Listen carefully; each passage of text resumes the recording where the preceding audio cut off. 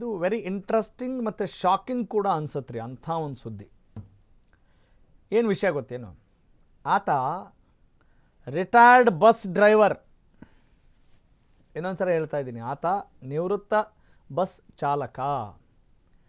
ಆತನ ಮನೇಲಿ ಎಷ್ಟು ದುಡ್ಡು ಇತ್ತು ಗೊತ್ತಾ? ಅಷ್ಟು ದುಡ್ಡು ಇರಬಾರ್ದು ಅಂತ ಹೇಳ್ತಾ ಇಲ್ಲ, ಅವ್ರಿಗೆ ಸಂಪಾದನೆ ಮಾಡಬಾರ್ದು ಅಂತ ಹೇಳ್ತಾ ಇಲ್ಲ, ಆದರೆ ಹಿಂಗೂ ಇದೆ. ಎಷ್ಟು ದುಡ್ಡು ಇತ್ತು ಗೊತ್ತಾ? 1 ಕೋಟಿ, 2 ಕೋಟಿ, 10 ಕೋಟಿ, 25 ಕೋಟಿ ರೂಪಾಯಿ ಕ್ಯಾಶ್ ಇತ್ತು ರೀ. That is the news.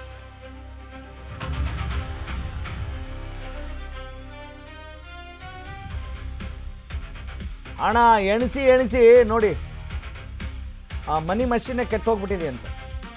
28 ಕೋಟಿ ರೂಪಾಯಿ ನಗದು, 15 kg ಚಿನ್ನ ಕಂಡು ಪೊಲೀಸರೇ ಶಾಕ್ ಆಗದೆ ಇರ್ತಾರಾ? ಇದು ನಡೆದಿದ್ದೆಲ್ಲಿ ಅಂತ ಹೇಳಿದ್ರೆ ಬಂಗಾಳದ ಬಿರ್ಭಂನಲ್ಲಿ ಒಂದು ಬೆಚ್ಚಿ ಬೀಳಿಸೋ ಘಟನೆನೇ ಬಿಡ್ರಿ ಇದು. ಮರಳು ಮಾಫಿಯಾ ವಿರುದ್ಧ ಖಾಕಿ ಕಾರ್ಯಾಚರಣೆ ನಡೆಸುವಾಗ ನಿವೃತ್ತ ಬಸ್ ಡ್ರೈವರ್ ಮಿನಾರ್ ಅನ್ನುವವನ ಮನೆ ಮೇಲೆ ದಾಳಿ ನಡೆಸಿದಾಗ ಈ ವಿಚಾರ ಬಯಲಿಗೆ ಬಂದಿದೆ. ಸದ್ಯ ಕಲ್ಲು ವ್ಯಾಪಾರ ಮಾಡ್ಕೊಂಡಿದ್ರು ಮಿನಾರ್. ಮನೆ ಮೇಲೆ ದಾಳಿ ಮಾಡಿದಾಗ ಪೊಲೀಸರಿಗೆ ಆಶ್ಚರ್ಯೋ ಆಶ್ಚರ್ಯ. ಮನೆಯಲ್ಲಿ ಸಿಕ್ಕಂತ ಚಿನ್ನ, ಹಣ ಎಲ್ಲ ದಾಖಲೆ ನೋಡಿ ಶಾಕ್ ಮೇಲೆ ಶಾಕ್. ಬಾಯಿ ಮೇಲೆ ಬೆರಳಿಟ್ಟು ನಿಂತಿದ್ದಾರಂತೆ ಪೊಲೀಸ್ ಅಧಿಕಾರಿಗಳು. ಅಯ್ಯೋ, ನಮಗೆ ಹಂಗೆ ಅನ್ಸುತ್ತೆ ಅಲ್ಲಿ ಎದುರುಗಡೆ ಅದನ್ನು ನೋಡಿದಾಗ ಹೆಂಗಾಗ್ಲಿಕ್ಕಿಲ್ಲ ಅಲ್ವಾ?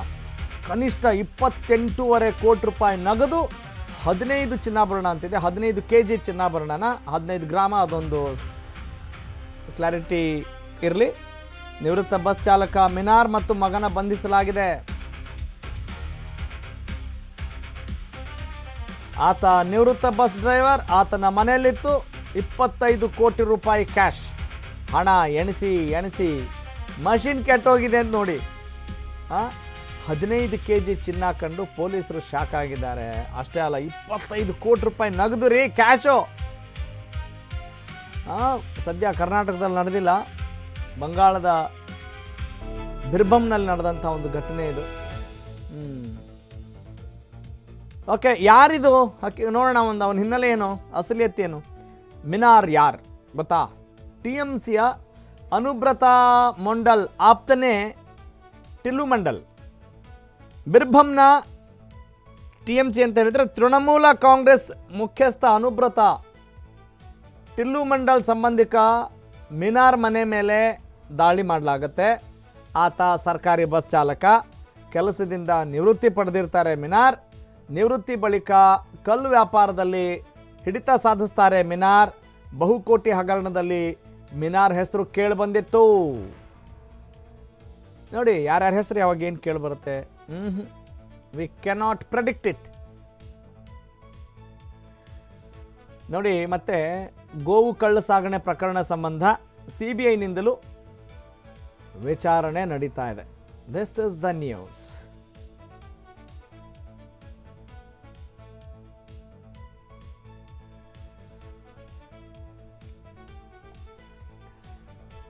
ನಾನು ನೋಡ್ತಾ ಇದ್ದೀನಿ, ಏನು ಹೇಳಬೇಕು ಇದು ಅಂತ. ಇದು ನೋಡಿ, ದುಡ್ಡು ನಿಜ, ನಮಗೂ ಸಿಗಬಾರ್ದಾ ಅನ್ನುವ ಆಲೋಚನೆ ಸಹಜವಾಗೇ ಇರುತ್ತೆ. ಆದರೆ ಒಳ್ಳೆ ರೀತಿಯಿಂದ ಸಂಪಾದನೆ ಮಾಡೋಣ ಬಿಡ್ರಿ.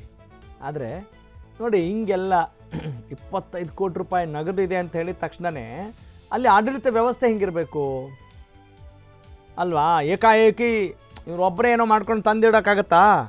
ಖಂಡಿತ ಇಲ್ಲ. ಆದರೆ ಆ ವ್ಯವಸ್ಥೆ ಅಲ್ಲಿ ಹೆಂಗೆ ಆಡಳಿತ ನಡೆಸ್ತಾ ಇದ್ದಾರೆ, ಎಲ್ಲರ ಪಾತ್ರನೂ ಇದೆ ರೀ. ಪೊಲೀಸರ ಪಾತ್ರನೂ ಇದೆ, ಕಳ್ಳರ ಪಾತ್ರನೂ ಇದೆ ಅಲ್ವಾ? ಯಾರು ಸಪೋರ್ಟ್ ಇಲ್ಲದೆ ಎಲ್ಲವೂ ಆಗುತ್ತಾ? ಒಂದು ಟೀಮ್ ವರ್ಕ್ ಬೇಕಲ್ಲ. ಎಲ್ಲ ಒಳ್ಳೆ ಕೆಲಸ ಆಗಲಿ, ಕೆಟ್ಟ ಕೆಲಸ ಆಗಲಿ, ಟೀಮ್ ವರ್ಕ್ ಇಲ್ಲದೆ ಯಾವುದು ಯಶಸ್ಸು ಆಗಲ್ಲ. ಇದು ಯಶಸ್ಸು ಅಂತ ಹೇಳ್ತಾ ಇಲ್ಲ, ಆದರೆ ಇಲ್ಲಿವರೆಗೂ ಯಶಸ್ಸಾಗಿತ್ತು. ಪೊಲೀಸರು ಬರದೇವರೆಗೂ, ದಾಳಿ ಮಾಡದೇ ಇರೋವರೆಗೂ ಅದು ಯಶಸ್ಸು ಅಲ್ವಾ? ವಿಚಾರ ಗೊತ್ತಾದ ಮೇಲೆ ಅದು ಫೇಲ್ಯೂರ್. ಹಾಗೆ ಅಲ್ವಾ ಜೀವನ ನಡೀತಾ ಇರೋದು? ಗೊತ್ತಾಗೋವರೆಗೂ ಸಿಕ್ಕಾಪಟ್ಟೆ ಗುಡ್, ಗೊತ್ತಾದ ಮೇಲೆ ಹಿಂಗಾಯೋರು ಅಂತೀವಿ. That is the point. ನೋಡಿ, ಹಿಂಗೂ ಇದಾವ್ರಿ ಸುದ್ದಿ, ಈ ಥರದ್ದು ಇದ್ದಾವೆ. ಇದರಿಂದ ಏನು ತಿಳ್ಕೊಬೇಕು? ಯಪ್ಪ, ಏನೇ ಮಾಡಿದರೂ ಕೊನೆಗೆ ಸತ್ಯಕ್ಕೆ ಜಯ, ಸತ್ಯಂ ಏವ ಜಯತೆ ಅನ್ನೋದನ್ನು ಆ ಸುದ್ದಿಯಿಂದ ತಿಳ್ಕೊಬೋದು. ಎಸ್, ಈ ಸುದ್ದಿ ಇದೆಯಲ್ಲ, ಈಗ ನೋಡ್ತಾ ಇರೋ ಸುದ್ದಿ, ನಿಮ್ಗೆ ಸ್ವಲ್ಪ ಆಶ್ಚರ್ಯ ಆಗ್ಬೋದು. ಅಲ್ಲ, ನಾವು ಮಾತ್ರ ಮೈ ತೊಳ್ಕೊಂಡ್ರೆ ಸಾಕಾ? ನಾವು ಮಾತ್ರ ಸ್ನಾನ ಮಾಡಿದರೆ ಸಾಕಾ? ಕಾರ್ನೆಲ್ಲ ನಾವು ಕ್ಲೀನಾಗಿ ಇಟ್ಕೊಳ್ಳೋದು ಬೇಡವೇನ್ರಿ? ಕಾರನ್ನೆಲ್ಲ ನಾವು ನೀರಾಗಿ ತೊಳೆಯೋದು ಬೇಡವಾ? ಇಲ್ಲೊಂದು ವಿಷಯ ಇದೆ, ಇಲ್ಲೊಂದು ಸಮಸ್ಯೆ ಇದೆ. ಏನದು? ಬೆಂಗಳೂರಲ್ಲಿ ನೀವೇನಾದರೂ ಕಾರ್ ತೊಳಿತೀರಾ ಅಂತ ಹೇಳಿದರೆ 5,000 ರೂಪಾಯಿ ಫೈನ್ ಕಟ್ಟಬೇಕಂತೆ. ಯಾಕಂತೆ? ಈ ಕಂತೆ. ಬನ್ನಿ ನೋಡೋಣ. ಇಂಟ್ರೆಸ್ಟಿಂಗ್ ಅಲ್ಲ? ಕಾರ್ ತೊಳೆದ್ರೆ 5,000 ರೂಪಾಯಿ ಫೈನಾ? ಯಾಕೆ? ಹೆಂಗೆ? ಬನ್ನಿ ನೋಡ್ತಾ ಹೋಗೋಣ. ಕುಡಿಯೋ ನೀರಲ್ಲಿ ವಾಹನ ತೊಳೆದ್ರೆ ಬೀಳುತ್ತೆ ಫೈನ್. ಮೊದಲೇ ನೀರಿಗೆ ಹತ್ವಾರ ತತ್ವಾರ ಎಲ್ಲ ಆಗಿದ್ದಾವೆ, ಹೌದಾ? ನೀವೇನಾದರೂ ನೀರು ವ್ಯರ್ಥ ಮಾಡಿದರೆ ದಂಡ ಕಟ್ಟಲೇಬೇಕು. ಒಳ್ಳೆ ನಿರ್ಧಾರ ಇದು. ಬೆಂಗಳೂರಲ್ಲಿ ಕುಡಿಯೋ ನೀರು ವೇಸ್ಟ್ ಮಾಡಿದರೆ ಫೈನ್ ಆಗೇ ಆಗುತ್ತೆ. ಯಾಕಂತ ಹೇಳಿದ್ರೆ ಡ್ಯಾಮಲ್ಲಿ ನೀರಿಲ್ಲ, ತಮಿಳ್ನಾಡಿಗೆ ಬಿಡೋಕ್ಕೆ ನೀರಿಲ್ಲ ಅಂತೆಲ್ಲ ಒದಾಡ್ತಾ ಇದ್ದೀವಲ್ವಾ? ಅಲ್ಲಿ ಹೋರಾಟ ನಡೀತಾ ಇದೆ. ಇಲ್ಲಿ ನೀರು ಬರ್ತಾ ಇದೆ ಅಂತ ಬೇಕಾಬಿಟ್ಟು ನೀರು ಬಳಸ್ಕೊಬಿಟ್ರೆ, ಮನೇಲಿ ನೀರು ಜಾಸ್ತಿ ಬರ್ತಾ ಇದೆ ಅಂತ ವೇಸ್ಟ್ ಏನಾದರೂ ಮಾಡಿದರೆ ದಂಡ ಪಕ್ಕ. ಸಿಲಿಕಾನ್ ಸಿಟಿ ಜನರೇ ಇನ್ನು ಮುಂದೆ ಭಾಳ ಎಚ್ಚರವಾಗಿರಬೇಕು ಈ ವಿಚಾರದಲ್ಲಿ. ಯಾಕಂತ ಹೇಳಿದ್ರೆ ಇಲ್ಲಿ ಮನುಷ್ಯರಿಗಿಂತ ಕಾರೇ ಜಾಸ್ತಿ ಇದ್ದಾವೇನೋ ಅಂತ ಉತ್ಪ್ರೇಕ್ಷೆ ಮಾಡ್ತಾ ಇರ್ತೀವಲ್ವಾ? ಟ್ರಾಫಿಕ್ ಏನಕ್ಕಾಗಿರೋದು ಅಲ್ವಾ? ಕಾರ್ಗಳು ಜಾಸ್ತಿ ಇದಾವೆ ಮೊದಲೇ. ಅದರಲ್ಲೂ ನೀವು ಕುಡಿಯೋ ನೀರಲ್ಲಿ ನಾ ಕಾರ್ನೂ ತೊಳಿತೀನಿ ಎಲ್ಲ ತೊಳಿತೀನಿ ಅಂತ ಹೇಳಿದರೆ ಸುಮ್ಮನೆ ಕೂತ್ಕೋಬೇಕೇನ್ರಿ? ಬೆಂಗಳೂರಲ್ಲಿ ಕುಡಿಯೋ ನೀರಿಗೆ ಕಷ್ಟ ಇದೆ ರೀ. ಹಾಗಾಗಿ ವೇಸ್ಟ್ ಮಾಡಿದರೆ ಫೈನ್ ಕಟ್ಟಬೇಕಾಗತ್ತೆ. ನೀರು ಬರ್ತಾ ಇದೆ ಅಂತ ಬೇಕಾಬಿಟ್ಟು ಯೂಸ್ ಮಾಡೋಂಗಿಲ್ಲ. ಆಮೇಲೆ ಇದೇನೋ ಫೈನ್ ಕಟ್ಟಬೇಕಾಗತ್ತೆ ಅಂತ ನೀವು ಹುಷಾರಾಗಿರೋದಲ್ಲ ಮ್ಯಾಟ್ರು. ನಮ್ಮ ನೆಲ, ನಮ್ಮ ಜಲ, ನಮ್ಮ ವಿದ್ಯುತ್ ಅನ್ನುವ ಒಂದು ಅಸ್ಮಿತೆ ಇದ್ದರೆ ಸುಮ್ಮನೆ ನಾವು ಹೆಸರಿಗೆ ಕನ್ನಡದವರು, ಭಾರತೀಯರು, ಜೈ ಜವಾನ್, ಜೈ ಕಿಸಾನ್, ಜೈ ಭಾರತ್ ಅಂತ ಹೇಳಿದ್ರೆ ಸಾಕಾಗಲ್ಲ ಅಲ್ವಾ? ಸುಮ್ಮನೆ ಹೋರಾಟ ಮಾಡ್ತಾ ಕೂತ್ಕೊಳ್ಳೋದಲ್ಲ ನಾವು. ಹಣೆ ಕುಂಕುಮ ಇಟ್ಕೊಂಡು ಶಾಲ್ ಹಾಕ್ಕೊಂಡು ನಮಗೊಂದು ಸ್ವಲ್ಪ ಕಾಳಜಿ ಇರಬೇಕು ಅಂತ ಆ ಸುದ್ದಿ. ಎಸ್, ಕಾವೇರಿ ನೀರು ದುರ್ಬಳಕೆ ತಡೆಯೋಕೆ BWSSB ಬ್ರಹ್ಮಾಸ್ತ್ರ ಹೂಡಿದೆ. ಈಗ ಕುಡಿಯೋ ನೀರಲ್ಲಿ ವಾಹನ ತೊಳೆದ್ರೆ 5,000 ರೂಪಾಯಿ ದಂಡ ಪಕ್ಕ. That's it. ಬೆಂಗಳೂರು ಜಲಮಂಡಳಿಯಿಂದ ಖಡಕ್ ವಾರ್ನಿಂಗ್, ಎಚ್ಚರಿಕೆ ಕೊಡಲಾಗ್ತಾ ಇದೆ.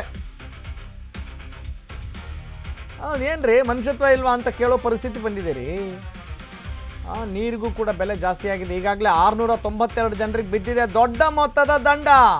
ಐ ರಿಪೀಟ್, 692 ಜನರಿಗೆ ದಂಡ ಹಾಕಲಾಗಿದೆ. ನೀರು ದುರ್ಬಳಕೆ ಮಾಡಿದವರಿಗೆ ತಲಾ 5,000 ರೂಪಾಯಿ ದಂಡ ವಿಧಿಸಲಾಗಿದೆ. BWSSB ಇಂದ ಒಟ್ಟು 34.5 ಲಕ್ಷ, ಅಂದಾಜು 34,60,000 ದಂಡ ಕೂಡ ಈಗ ಹಾಕಲಾಗಿದೆ. ಮಳೆ ಕೊರತೆ ಹಿನ್ನೆಲೆಯಲ್ಲಿ ನೀರಿನ ಸಂರಕ್ಷಣೆಗೆ ಈ ಕಠಿಣ ಕ್ರಮವನ್ನು ಕೈಗೊಳ್ಳಲಾಗಿದೆ. ನಿಯಮ ಉಲ್ಲಂಘನೆ ಏನಾದರೂ ಮಾಡಿದರೆ ಸ್ಥಳದಲ್ಲೇ ದಂಡ ಫಿಕ್ಸ್, ಅಲ್ಲೇ ಡ್ರಾ, ಅಲ್ಲೇ ಬಹುಮಾನ. ಸಾರ್ವಜನಿಕರೇ ಕುಡಿಯೋ ನೀರನ್ನು ಮಿತವಾಗಿ ಬಳಸಿ, ಉಳಿಸಿ. ಒಂದಿಷ್ಟು ಕಳಕಳಿ ಇರಲಿ, ಕಾಳಜಿ ಇರಲಿ. ನಮ್ಮ ಮನೇಲಿಗೆ ಏನು ತೊಂದರೆ ಇಲ್ಲ, ಹೆಂಗೆ ಬೇಕಂಗೆ ಬಳಸ್ಬೋದು ಅಂತ ಹೇಳಿದರೆ ನೀವಿರ್ಬೋದು ರೀ. ಆದರೆ ಓವರಾಲ್ ಮನುಷ್ಯ ಸಂಜೀವಿ ಅನ್ನೋದನ್ನು ಮರೆಯೋ ಹಂಗಿಲ್ಲ. ಅದು ಒಂದಲ್ಲ ಒಂದು ದಿನ ನಮಗೆ ಪೆಟ್ಟು ಕೊಟ್ಟೇ ಕೊಡುತ್ತೆ, ಗೊತ್ತಿರಲಿ. ನೋಡಿ, ಇದು ಒಳ್ಳೆ ಇದು ಮಾತ್ರ ನಿರ್ಧಾರ, ಒಳ್ಳೆ ಪ್ಲ್ಯಾನ್ ಇದು. Bengaluru Jalamandali great, hats off. ಅಂದರೆ ನಮಗೆ ಒಂದು ಕಳಕಳಿ ಇಲ್ಲ, ಕಾಳಜಿ ಇಲ್ಲ, ನಮ್ಮದು ತಮ್ಮದು ಅಂತಿಲ್ಲ, ಬೇಕಾಬಿಟ್ಟು ಒಂದು ಪ್ರೊಡಕ್ಟಿವಾಗಿ ನಡ್ಕೊಳಕ್ಕೆ ಬರಲ್ಲ ಅಂತ ಹೇಳಿದರೆ ಏನಕ್ರಿ? ದಿನ ಬರ್ತಾ ಇರ್ತವೆ. ಬೆಳಗಾಗತ್ತೆ, ಮಧ್ಯಾಹ್ನ ಆಗುತ್ತೆ, ಸಂಜೆ ಆಗುತ್ತೆ, ರಾತ್ರಿ ಆಗುತ್ತೆ, ನಿದ್ದೆ ಮಾಡೋದು. ಮತ್ತು ನಮ್ಗೆ ಇಷ್ಟ ಬಂದಂಗೆ ಅಲ್ಲ.